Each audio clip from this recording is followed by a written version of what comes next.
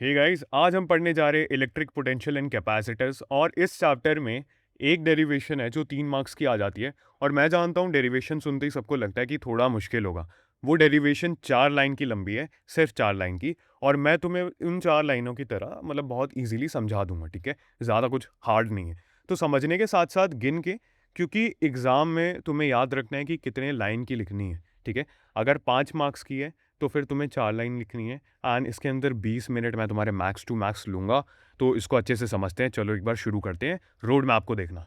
पहले तो हम पढ़ेंगे इलेक्ट्रिक पोटेंशियल क्या होता है। तो इलेक्ट्रिक पोटेंशियल क्या होता है उसको समझेंगे। देन फिर हम पढ़ेंगे और आएंगे डायपोल का एक्सियल पॉइंट पे पोटेंशियल डेरिवेशन कितना होता है। ये याद रखना, डायपोल के एक्सियल पॉइंट पे पोटेंशियल डेरिवेशन को समझना, उसका डेरिवेशन को समझना इज़ वेरी इंपॉर्टेंट। ये 3 मार्क्स का आ सकता है। उसके बाद डायपोल की पोटेंशियल एनर्जी ऑल्टरनेटिव, ठीक है। मतलब जो डायपोल की पोटेंशियल एनर्जी है उसका क्या ऑल्टरनेटिव है, उसको भी हम देखेंगे। एंड वो 3 मार्क्स की आएगी। एंड कैपेसिटेंस और पैरेलल प्लेट डेरिवेशन को भी देखेंगे। ये भी एक टाइप की डेरिवेशन है। कैपेसिटेंस और पैरेलल प्लेट की डेरिवेशन को देखेंगे, जो 2 मार्क्स की है। उसके बाद लास्ट पॉइंट जो हम पढ़ने वाले हैं, विच इज़ वेरी इजी, जो कि सीरीज एंड पैरेलल होती क्या है वो देखेंगे, ठीक है। तो स्टार्ट करते हैं इलेक्ट्रिक पोटेंशियल को समझना। याद करो, पिछली वीडियो में हमने बात करी थी फील्ड लाइंस के बारे में, राइट। कि एक चार्ज मतलब अपने आसपास की स्पेस को बदलती है। पोटेंशियल वही चीज़ होती है, लेकिन एनर्जी के टर्म्स में, ठीक है। मतलब पोटेंशियल वही करता है, अपने आसपास की स्पेस को बदलता है, बट एनर्जी के टर्म में बदलता है। समझ लो, इसका जो फॉर्मूला है वो V=W/Q होता है, ठीक है। मतलब किसी भी पॉइंट पे पोटेंशियल एक यूनिट पॉजिटिव चार्ज को इन्फिनिटी से वहां तक ले जाने में जितना वर्क डन होगा, उसका फॉर्मूला ही कि V=वर्क डन अपॉन कूलम्ब। तो potential potential equals work upon charge, ठीक है। यूनिट होगी इसकी वोल्ट, ठीक है। और एक पॉइंट चार्ज से डिस्टेंस आर पे पोटेंशियल होता है, ठीक है। आर पे पोटेंशियल होता है। जो डिस्टेंस होगी वो हमारी आर है, उस पर पोटेंशियल आएगा। मेरा इससे मतलब क्या है कि V=1/4πE0 इंटू कुलाम अपॉन आर, ठीक है, डिस्टेंस।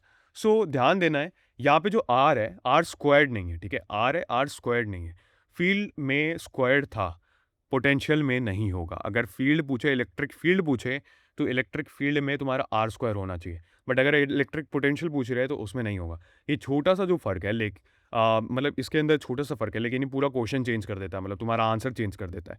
और ये अगर चेंज हो गया तो इससे तुम्हारा आंसर गलत भी हो सकता है। तो ये याद रखना। और एक और बात जो डेरिवेशन में काम आती है, डिराइव करते टाइम काम आती है, I mean, which is potential एक टाइप की स्केलर क्वांटिटी है, डायरेक्शन नहीं होती। मतलब स्केलर से मतलब है कि मतलब वो एक स्केलर क्वांटिटी है, बट उसकी कोई डायरेक्शन नहीं होगी, ठीक है। स्केलर का मतलब उसकी कोई डायरेक्शन नहीं है। तो वो पोटेंशियल्स को जोड़ना हो तो सीधा प्लस कर सकते हैं। मतलब अगर मतलब जितने भी पोटेंशियल है वहाँ पे अवेलेबल, उनको अगर जोड़ना है, जो पोटेंशियल एनर्जी लग रही है दूसरे ऑब्जेक्ट्स पे, अगर उनको जोड़ना है तो डायरेक्टली प्लस कर देंगे। और वेक्टर में एडिशन की कोई ज़रूरत ही नहीं होती, क्योंकि वेक्टर में एक डायरेक्शन होती है, राइट। तो यही बात अगले डेरिवेशन को आसान बना देती है, जो हम समझने जाएंगे, ठीक है। और अभी हम समझते हैं एक्सियल डायपोल पोटेंशियल क्या। एक्सियल डायपोल पोटेंशियल होता क्या है असल में। अब एक्सियल डायपोल पोटेंशियल भी एक डेरिवेशन है 3 मार्क्स का, विच इज डायपोल के एक्सियल लाइन पे पोटेंशियल को निकालना। इसी को हमें डिराइव करना है। अब इसका पहले सेटअप कर लेते हैं, इसको समझना है, ठीक है। सेटअप कर लेते हैं। मान लो एक डायपोल है, प्लस क्यू और माइनस क्यू, ठीक है। उनके बीच का 2a की डिस्टेंस और एक पॉइंट P है, ठीक है। मतलब जो 2a है वो उन दोनों के बीच का डिस्टेंस है। और उसके बाद एक पॉइंट P है, डायपोल के सेंटर से r डिस्टेंस है, ठीक है। उसी लाइन पे जिस पे डायपोल है उसको एक्सल पॉइंट बोलते हैं। मतलब उसी लाइन पे जहाँ पे डायपोल बन रहा है उसी को हम एक्सल पॉइंट बोलते हैं, ठीक है। अब P पे कितना पोटेंशियल होगा, मतलब जो हमारी P बन रही है उस पर कितना पोटेंशियल एनर्जी लगेगा।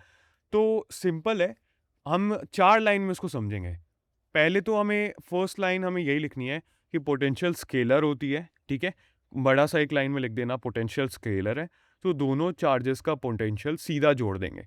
मतलब we will add the whole to both charges, उनके पोटेंशियल को डायरेक्टली ऐड कर देंगे। V=V1+V2, ठीक है। V=V1+V2। उसके बाद हम लाइन 2 में लिखेंगे, हम लिखेंगे कि अब दोनों का फॉर्मूला में लिखें। मतलब V=V1+V2 लिख दिया है, अब इनको फॉर्मूला में लिखेंगे, विच इज प्लस क्यू की डिस्टेंस P से R-A, ठीक है। समझ रहे हो, क्योंकि वो दोनों पास है।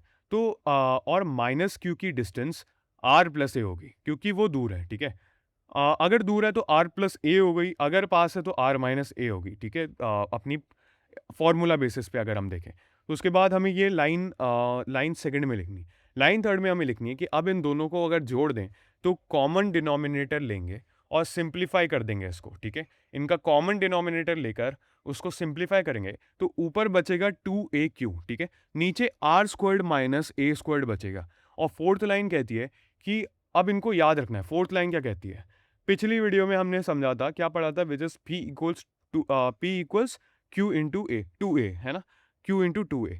तो ऊपर वाला 2Q है तो फिर नीचे P हो गया, ठीक है। ये बात समझ, आप सब्सटीट्यूट अगर कर दें तो इसका आंसर आ जाएगा, ठीक है। स्क्रीन पे जैसे तुम्हें 4 पॉइंट्स दिख चुके होंगे, V equals V1 plus V2, then second हमारा हो गया V equals to 1/4 pi e naught, then हमने इसको अच्छे से डिराइव कर दिया। उसके बाद third point and fourth point हम पे हमारा आंसर आएगा। ये 4 लाइन हमारी 3 मार्क्स की सिक्योर करेगी। फर्स्ट लाइन पे हम पोटेंशियल को ऐड करते हैं क्योंकि स्केलर है लाइन, ठीक है। उसके बाद लाइन 2 में हम कह रहे हैं कि डिस्टेंस है हमारी, अगर ज़्यादा है तो हम आर प्लस ए कर देंगे और अगर कम है तो आर माइनस ए कर देंगे। लाइन 3 में हम कहेंगे सिंप्लीफाई कर देंगे, मतलब चीज़ों को, ठीक है, जो हमने अभी इतनी कॉम्प्लेक्स कर दी है। और लाइन 4 में हम कह रहे हैं कि 2AQ को P से रिप्लेस कर दें, मतलब जो हमारी P थी उसकी जगह हम 2AQ को लिख दें, सीधी सी बात है, ठीक है, ताकि हमारा आंसर आ जाए। यही हमारा आंसर हो। अब इस चीज़ को जो मैं चाहता हूँ तुम लोग करो कि इस लाइन को एक बार गिन के याद करना, ठीक है। 4 लाइन का डेरिवेशन है। पहली लाइन ऐड करेगी, दूसरी लाइन डिस्टेंस करेगी, तीसरी लाइन सिंप्लीफाई करेगी और चौथी लाइन P को ऐड कर देगी, ठीक है। क्योंकि एग्जाम में टेंशन में तुम ये भूल जाओगे कि आगे क्या लिखना है, ठीक है। लेकिन अगर मैं तुम्हें शेप याद है ना कि किस शेप में काम हो रहा है, तो लाइन मतलब इन 4 लाइन को याद रखना इज़ वेरी इजी देन, मतलब इनका काम क्या है उसके बेसिस पे तुम इसका आंसर लिख सकती हो और कंटेंट वापस आ जाएगा तुम्हारे मन में। ये ट्रिक डेरिवेशन को सॉल्व करते टाइम काम आएगी। उसके बाद अब हमने ये समझ लिया है, इसका डेरिवेशन समझ लिया है, अब समझते हैं कि डायपोल पोटेंशियल एनर्जी असल में होता क्या है। सो अब ये 3 मार्क्स के क्वेश्चन का अल्टरनेटिव है, ठीक है, मतलब जो 3 मार्क्स का क्वेश्चन आ सकता है पेपर में और के साथ ही आ जाएगा। मतलब अगर एक क्वेश्चन तुम्हें दिया होगा तो उसके अंदर और करके एक और क्वेश्चन देंगे, तो ऐसे में ये आ सकता है, विच इज़ डायपोल की पोटेंशियल एनर्जी यूनिफॉर्म फील्ड में कितनी होती है और कैसे होती है। तो तुम्हें अगर ये समझना है, सोचो एक बार कि डायपोल को फील्ड में रखा, मान लो, ठीक है, तुमने डायपोल को एक फील्ड में रखा, उसमें प्लस क्यू पे फोर्स एक तरफ हुआ और माइनस क्यू पे दूसरी तरफ हुआ, तो दोनों बराबर और अपोजिट हुए, तो डायपोल हिलेगा नहीं लेकिन घूमने लग जाएगा, ठीक है, घूमेगा। उस घूमने वाले इफेक्ट को हम कहते हैं टॉर्क, ठीक है, उसको कहते हैं टॉर्क। और टॉर्क हमने पहले भी पढ़ा है, torque equals PE sine theta, ठीक है। साइन थीटा क्यों, क्योंकि जितना एंगल बनेगा कितना टॉर्क लगेगा वो हमें पढ़ना ज़रूरी है। और अब पोटेंशियल एनर्जी समझते हैं कि मतलब इसके अंदर पोटेंशियल एनर्जी कितना लग रहा है। डायपोल को घुमाने में जितना वर्क लगता है वो उसकी एनर्जी बन जाती है। Work equals torque into angle, integrate अगर कर दें 90 डिग्री से थीटा तक, तो हमारे पास आ जाएगा कि -PE cos थीटा, ठीक है, -PE cos थीटा। या वेक्टर में, या अगर हम इसको वेक्टर फॉर्म में देखें तो वेक्टर फॉर्म में हमारे पास आएगा -P डॉट ई, ठीक है, -P डॉट ई। वो माइनस साइन को याद रखना, लोग उसको छोड़ देते हैं और वहीं पर मार्क्स कट जाते हैं, तो इसका कोई फ़ायदा नहीं है कि बेकार में एक मार्क्स हम खो दें, ठीक है। तो इसको याद रखना बहुत ईजी है। टॉर्क लगेगा तो torque equals PE sine theta, इसको अप्लाई कर देंगे और ये मतलब डायपोल को घूमने में जितना वर्क डन हो रहा है उसको, उसके अंदर जो एनर्जी बन रही है उस एनर्जी को हम कह देते हैं टॉर्क। एंड हमने इसका एग्जांपल दे दिया कि work equals torque into angle, integrate अगर हम 90 डिग्री से कर दें थीटा तक तो हमारे पास आ जाता है -P dot E vector form में, और नॉर्मल फॉर्म में -PE cos थीटा, ठीक है। तो ये याद रखना। एंड उसके बाद हम समझने बैठते हैं कि कैपेसिटेंस क्या होता है, कि कैपेसिटेंस काम कैसे करता है। ओके, सो अब कैपेसिटर है, ठीक है, ये एक ऐसा डिवाइस होता है जो चार्ज स्टोर करता है, मतलब किसी भी टाइप के चार्ज को स्टोर कर लेता है। इसके पास ये कैपेबिलिटी है। दो प्लेट्स होती है, उनके बीच में गैप होता है। एक प्लेट पॉजिटिव चार्ज कैरी करता है और दूसरा प्लेट नेगेटिव चार्ज कैरी करता है, ठीक है। तो अगर इसका फॉर्मूला समझना है तो C इक्वल्स Q/V होता है और इसकी जो यूनिट होती है वो फैरड होती है, फैरड, ठीक है। सो याद रखना, फैराडे नहीं, फैराडे ने ही बनाया था बट इसकी यूनिट हम फैरड कहते हैं। So capacitance equals charge upon potential difference. This is the formula of capacitance को निकालने के लिए एंड मतलब एक वोल्ट के लिए कितना चार्ज स्टोर कर सकता है, ठीक है, ये निकालना है, तो फिर हम कैपेसिटेंस को यूज़ कर सकते हैं। अब पैरेलल प्लेट कैपेसिटर का डेरिवेशन ये 2 मार्क्स की चीज़ है और ये सिर्फ 3 लाइन में, ठीक है, मतलब 2 मार्क्स की चीज़ 3 लाइन में हमने कवर करी है कि पैरेलल प्लेट मतलब पैरेलल प्लेट्स हैं, उनके कैपेसिटर का डेरिवेशन करना है। तो उसको समझते हैं कि डिराइव कैसे करेंगे इन कैपेसिटेंस को, ठीक है। तो पहले तो इसको समझ लेते हैं डेरिवेशन करना कैसे है। पहले तो लाइन 1 लिखना, लाइन 1 में लिखना तुम कि प्लेट्स के बीच फील्ड होती है which is E equals sigma upon epsilon zero. Sigma है अपना सरफेस चार्ज डेंसिटी, मतलब चार्ज अपॉन एरिया होगा, ठीक है। फिर लाइन 2 में लिखना potential difference equals field into distance and v equals e into D, ठीक है। तो लाइन 2 में ये लिख लेना कि v equals e into D और इसको पहले बता देना कि कैसे हमने v equals e into D लिखा। उसके बाद लाइन 3 में लिखना अब c equals q upon v में सब डाल देंगे और इसको सिंप्लीफाई कर देंगे जैसा हमने देख लिया। तो जो सिंप्लीफाई करके आंसर आएगा वही हमारा फाइनल आउटकम है जो मतलब डिराइव हो चुका है, यू कैन से, ठीक है। तो ये चीज़ याद रखना। उसके बाद अब हमें पता है कि ये जो फार्मूला तुम देख सकते हो लाइक मतलब 2 फार्मूलाज़ हैं हमें। पहले तो हम एक फार्मूला देखते हैं जो C equals epsilon not A upon D, ठीक है। अगर इसका एरिया बढ़ाएँगे तो कैपेसिटेंस का कैपेसिटेंस बढ़ेगा और डिस्टेंस बढ़ाएँगे तो कैपेसिटेंस घटेगा, ठीक है, घटेगा। तो ये भी चीज़ याद रखना और इस फार्मूला से 2 बातें समझ में आएँगी व्हिच इज़ प्लेट्स का एरिया बड़ा करो तो कैपेसिटेंस बढ़ता है और प्लेट्स को दूर कर दें एक दूसरे से तो कैपेसिटेंस घटता है, ठीक है। तो इसका मतलब ये हुआ कि ये लॉजिक एमसीक्यू में भी आ रहा है। तो फार्मूला के साथ ये 2 लाइन भी याद रखनी ज़रूरी है कि कैपेसिटेंस अगर बढ़ रहा है तो तो फिर वो क्या बोलते हैं, प्लेट्स का एरिया बड़ा होगा, है ना।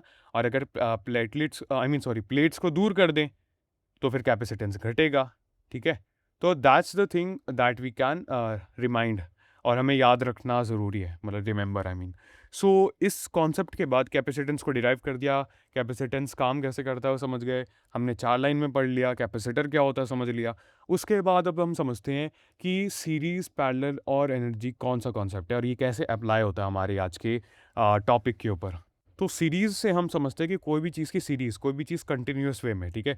तो सीरीज़ में रेसिप्रोकल को जोड़ते हैं, किसी भी टाइप का रेसिप्रोकल 1/7, 1.6, 1.c, 1 हम किसी भी टाइप की चीज़ को जोड़ते रहते हैं, ठीक है, सीरीज़ में। जैसे रेसिप्रोकल को जोड़ रहे हैं और पैरेलल में सीधा जोड़ता है, जैसे 1 + 1 + 1, 2 + 2 + 2, C++, है ना। तो उसको ऐसे जोड़ते हैं। ये ऐसा है कि इसके अंदर रेजिस्टर्स बिल्कुल उल्टे होते हैं, इसी वजह से हम क्या बोलते हैं, रेसिप्रोकल में जोड़ते हैं। ये जो रेसिस्टर्स होते हैं इनमें सीरीज़ जो होती है वो बहुत सिंपल होती है और पैरेलल में रेसिप्रोकल होती है, ठीक है।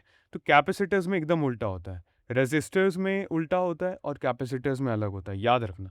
रेसिस्टर्स में क्या होता है कि रेसिस्टर्स में सीरीज़ सिंपल होती है और पैरेलल में रेसिप्रोकल होती है, मतलब उल्टी होती है, 1/c 1/c, है ना।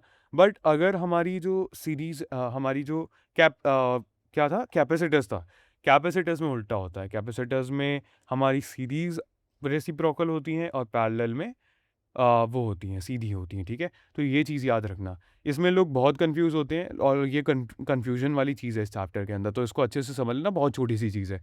उसके बाद एनर्जी स्टोर हो रही है तो जो एनर्जी स्टोर्ड हुई उस एनर्जी स्टोर्ड को हमने बोल दिया हाफ CV², ठीक है। हाफ CV² हमारा U इक्वल्स है, जो भी हमारा C2 एनर्जी स्टोर्ड है which is equals U equals half CV², ठीक है। तो ये फॉर्मूला होता है अगर कोई भी एनर्जी बच रही है, स्टोर हो रही है, ठीक है, तो उसको हमने हाफ CV² से डिराइव कर दिया। सीरीज वाले डेरिवेशन भी 2 मार्क्स के क्वेश्चन में बन सकते हैं।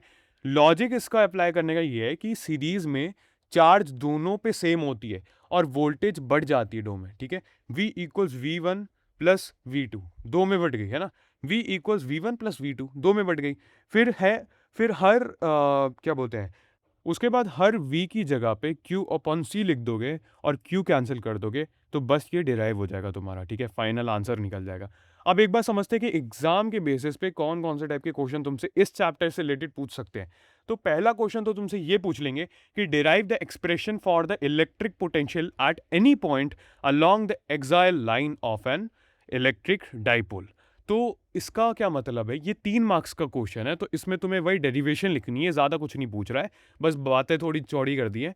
तो सिंपल लिख देना 4 लाइन में, विच इज़ डायग्राम पहले बनाना है, उसके बाद फिर तुम डाइपोल बताओ, फिर बताओ पॉइंट पी क्या है, डिस्टेंस क्या होता है, डिस्टेंस होता है आर माइनस ए और R plus A. R minus A कब होता है, आर प्लस ए कब होता है, इनको लेबल कर देना, ठीक है, डायग्राम के अंदर। इतना कर दोगे तो तुम्हारे 3 मार्क्स सिक्योर हो जाएंगे। और इसका अल्टरनेटिव क्वेश्चन भी ऐसा आ सकता है इसी क्वेश्चन के 3 मार्क्स में, which is derive the expression for the potential energy of an electric dipole of dipole moment P placed in a uniform electric field E, ठीक है, ऐसा बोल दिया। तो तुम्हें कुछ नहीं बताना, तुम्हें बस ये बताना कि पहले टॉर्क लगेगा, टॉर्क से वर्क डन होगा, वर्क जो होगा उसको इंटीग्रेट कर देंगे, इंटीग्रेट करके U equals minus P vector in dot product E vector, ठीक है। तो माइनस साइन को मत भूलना, ये लिख देना बस, तुम्हारे को चौड़ा करके लिख देना, इसको थोड़ा डेफिनेशन वे में लिख दोगे तो तुम्हारा आंसर निकल जाएगा। बाकी मैं सारी चीज़ें नोट्स में भी लिख दूंगा, देर इज़ नो इशू, तो नोट्स में भी पढ़ सकते हो। उसके बाद क्वेश्चन 2 इस टाइप का आ सकता है कि 2 capacitors of capacitance C1 and C2 are connected in series with DC voltage V, ठीक है। तो derive an expression for the equivalent capacitance, इसको डिराइव करोगे तो 3 लाइन में डायग्राम के साथ बना सकते हो। मतलब ये जो क्वेश्चन के पैटर्न्स है ना, इनमें ये और टाइप के क्वेश्चन है, मतलब समझ रहे हो। तो तुम्हें दोनों ही नहीं आने चाहिए, किसी एक में बस कॉन्फिडेंट हो जाओ। मेरी ये सलाह है कि डायपोल पोटेंशियल और पैरेलल प्लेट वाले कर लेना, अच्छे से समझ लेना, बेशक गूगल कर लेना बट समझ अच्छे से लेना। वो दोनों छोटे हैं, उन पे डायग्राम्स बहुत सिंपल है। और इसके लिए मैं तुम्हें 3 टिप्स दूंगा जो याद रखना। पहली टिप ये कि डेरिवेशन से पहले डायग्राम बनाना, सारे डिस्टेंसेस को लेबल कर देना, ठीक है। उसके बाद वो अपने आप 1 मार्क तुम्हें ऐसे ही मिल जाएगा। दूसरा टिप ये मिलेगा कि हर लाइन अलग अलग लिखना, एक ही लाइन में सब कुछ मत ठूस देना, ठीक है। मार्क लाइन मतलब मार्क्स तुम्हें लाइन बाय लाइन की चीज़ मिलेंगे, मतलब लाइन बाय लाइन जितना तुम भरोगे उतना तुम्हें मिलेंगे। और वो जो भर रहे हो वो नॉलेजेबल इनफ लगना चाहिए, वो इन्फॉर्मेटिव इनफ लगना चाहिए, ठीक है, और क्लियर इन्फॉर्मेशन होनी चाहिए।